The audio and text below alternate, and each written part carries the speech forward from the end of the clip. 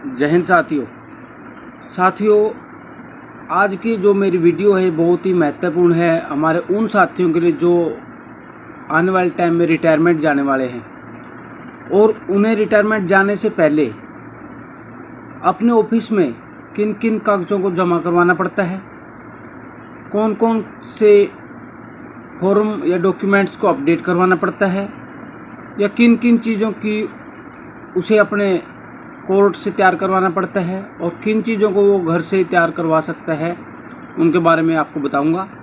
और साथ में ये भी बताऊंगा कि हम ऑनलाइन अपना डाटा कैसे फिलअप कर सकते हैं भविष्य निधि पोर्टल के अंदर, जिससे हमारी पेंशन जल्द से जल्द स्टार्ट हो सके और हमारा डाटा सीधा हम अपने हाथ से HOO को पुटअप कर सकते हैं। HOO means head of office, मतलब CGO को या CRO को सीधा हम डाटा प्रोवाइड करवा सकते हैं। चलिए शुरू करते हैं। सबसे पहले हमें अपने EHRMS डाटा को अपडेट करवाना चाहिए। आप स्थापना शाखा में जाएं, अपनी सर्विस बुक को लें और EHRMS का जो पोर्टल खुला हुआ है उसमें जाके उसे अपडेट करवा दें एज इट इज़, जैसा भी उसके अंदर है। अगर आपकी सर्विस बुक में कोई गलती है तो उसको आप गलती को जल्दी से जल्दी ठीक करवा लें।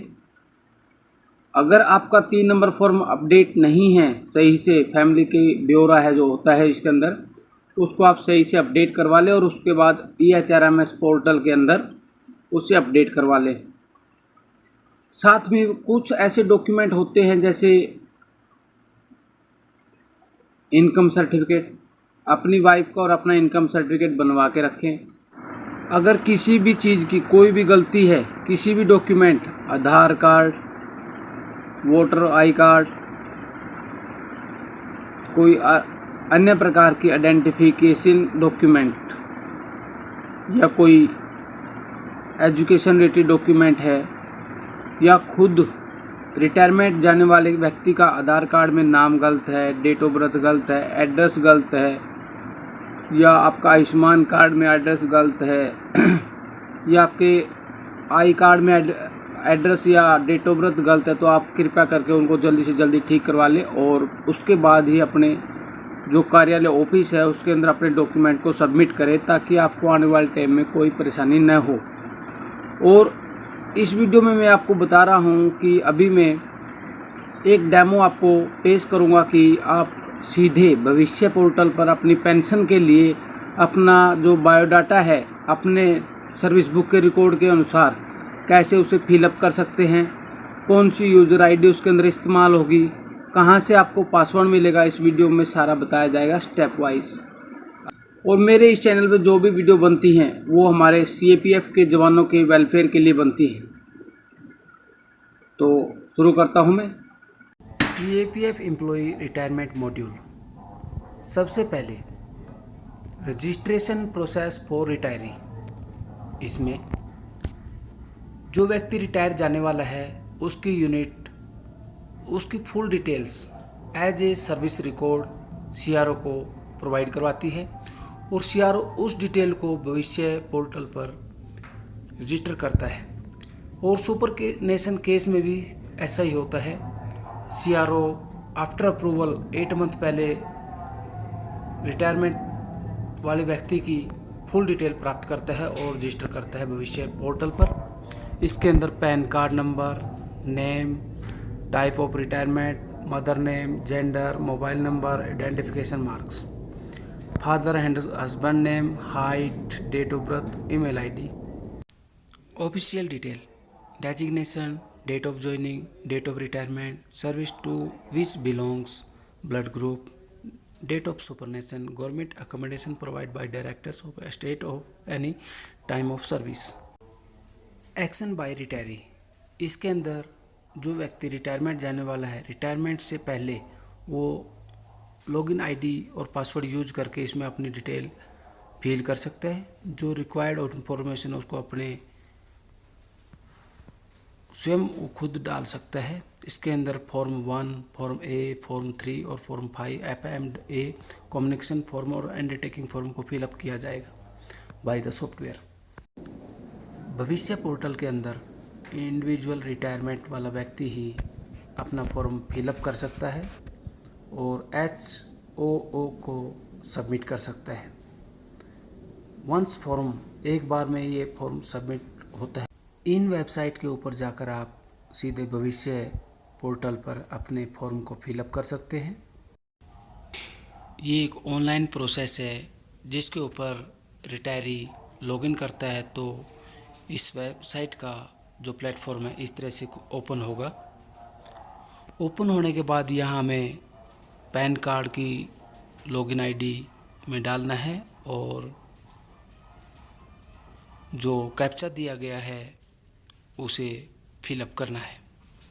उसके बाद रोल ऑफ रिटायरी, लॉगिन के दौरान आईडी और पासवर्ड का यूज़ करना है और उसके बाद जो प्लेटफॉर्म ओपन होगा उसके ऊपर हमें form 1A 3 5 FMA communication form, bank undertaking form, email ID, SMS alert के लिए ऑप्शन फिलअप करने पड़ेंगे।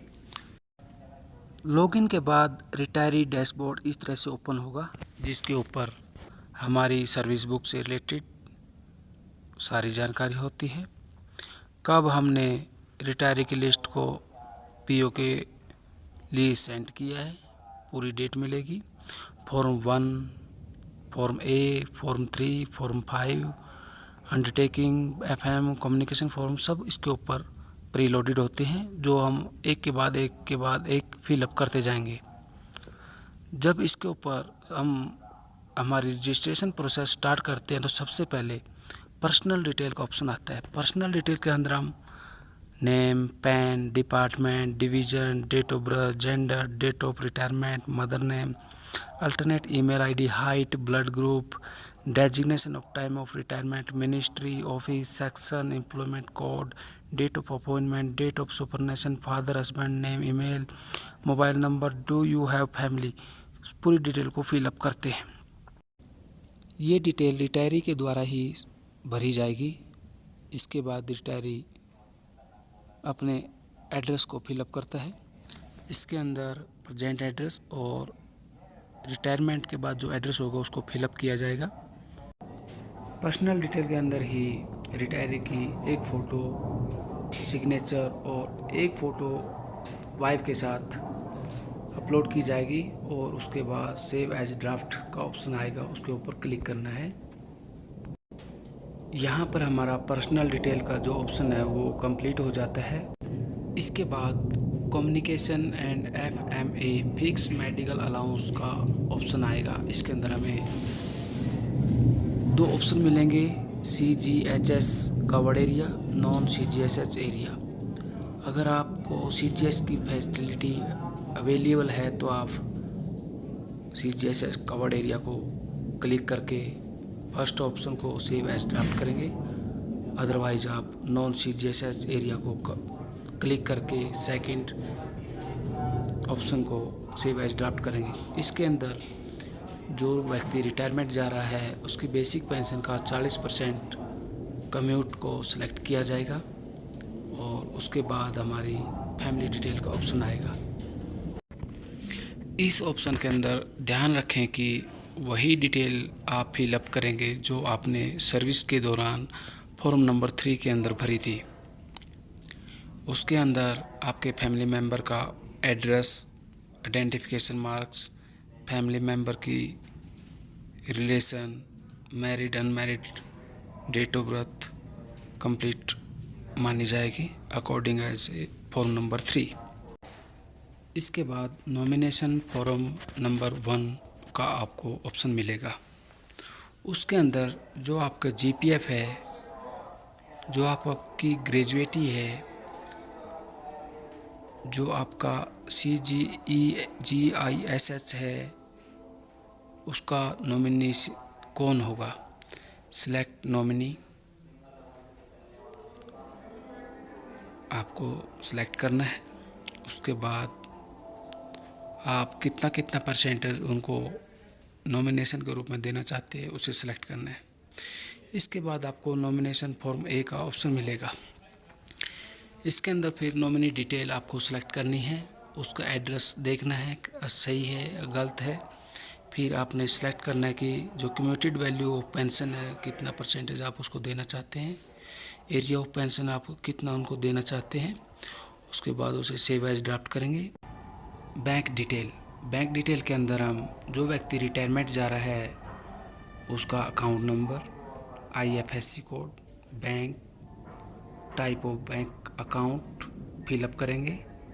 और इसके अंदर जो रिटायरमेंट जाने वाले व्यक्ति का नॉमिनी है उनका नाम, आइडेंटिफिकेशन मार्क और सिग्नेचर को भी अपलोड करके सेव एज ड्राफ्ट करेंगे।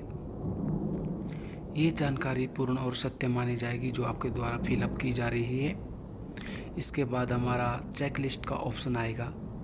चेक लिस्ट के ऑप्शन में 11 क्वेश्चन दिए गए हैं जो हमें पढ़ के अच्छी तरह से यस, नो और NA नॉट एप्लीकेबल के ऑप्शन में आंसर देना है।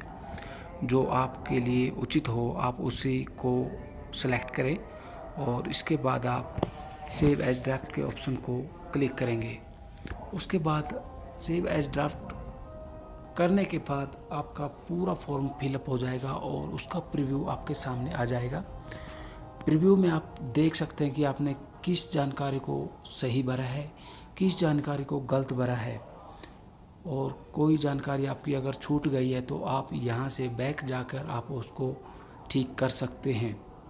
अदरवाइज़ अगर आप इस ऑप्शन से आगे जाकर उसे ठीक नहीं कर सकते हैं, ये फॉर्म सीधा आपके HOO को सबमिट हो जाएगा। यहाँ पर आप सिलेक्ट कर सकते हैं कि आपकी कौन सी जानकारी सत्य है, कौन सी गलत भरी गई है, कौन सी में करेक्शन करना है, किस में करेक्शन नहीं करना है। और उसके बाद हम कंटिन्यू करेंगे।